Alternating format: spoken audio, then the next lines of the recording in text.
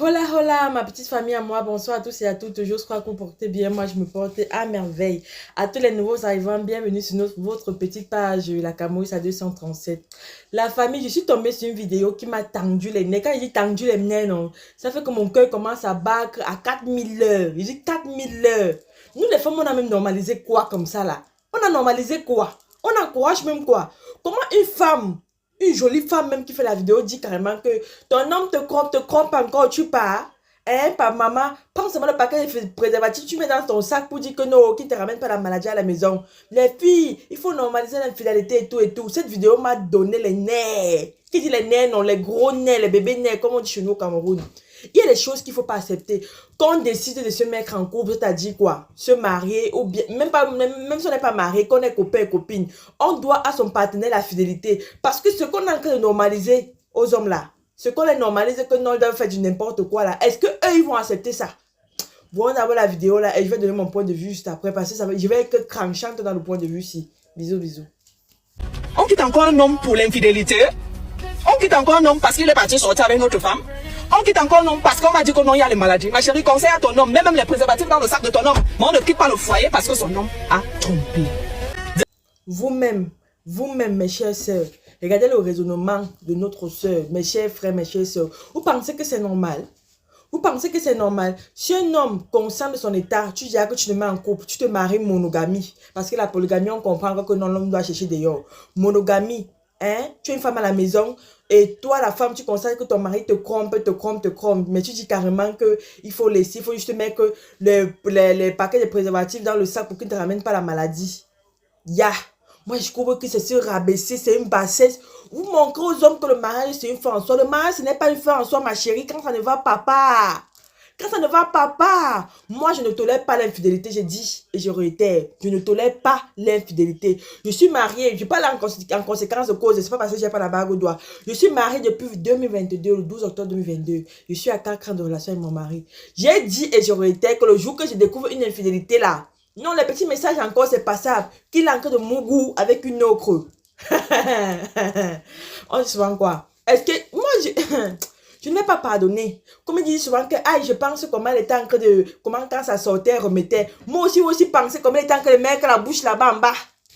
Oui, je vais aussi penser à ça.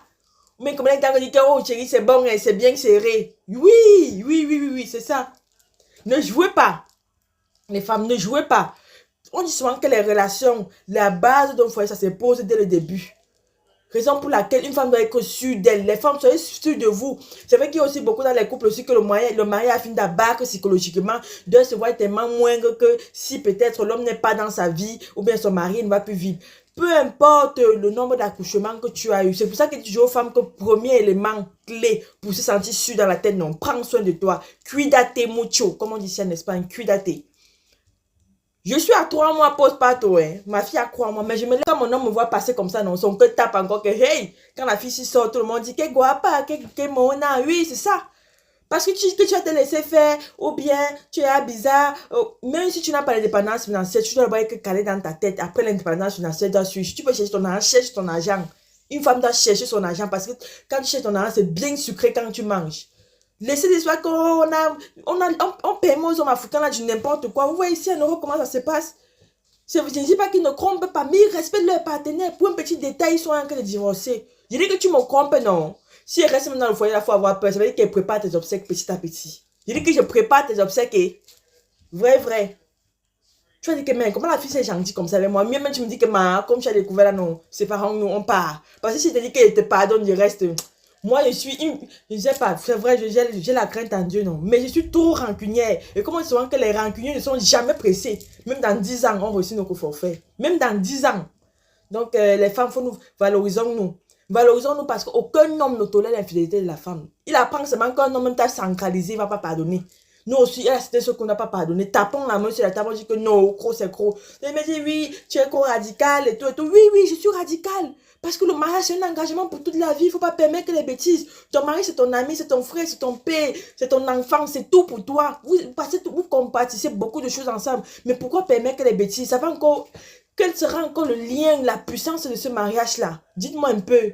Un homme qui est parti baiser à toi et moi, je peux encore l'aimer. Moi, je ne vais pas l'aimer. Moi, je dis la vérité. Je ne peux pas dire, on ne peut plus t'aimer. Ah, mieux on prend sa route. Des femmes qui savent pardonner, oui, pas de souci. Hein. Chapeau, mais nous, comme ça, moi, je sais qu'il ne va plus t'aimer. Et mieux on se sépare. Donc, c'est un peu ça. Hein. Faut arrêter les bêtises là. Je prends le paquet de préservatifs et mets dans le sac. C'est pour encourager quoi? Et la bouche qui part cramper là-bas, qui ressortir avec les pestes labiales là, il va venir te donner ça. Il va venir te donner ça. Combien de femmes ont les maladies sexuellement transmissibles à cause de leur mari, mais c'est le cas, suppose, soi-disant, parce qu'elle brandit la bague, épouse-t-elle. Moi, il dit souvent même que le mariage, ce n'est même pas l'histoire de bague qu'on porte en main là. Le mariage, c'est dans le cœur. Parce que ce sont même les mêmes doigts qui ont les bagues là, qui partent mettre dans les fesses des femmes. J'en sais quelque chose. En tout cas, je vais couper là. Merci à tous ceux qui sont abonnés à ma page. Je me tiens tous les jours à travers un like et un partage. Comme vous le savez si bien, vous êtes les meilleurs, vous êtes adorables. Sur ce, on se dit à très bientôt pour une nouvelle vidéo. Prenez soin de vous. Bisous, bisous et hasta luego.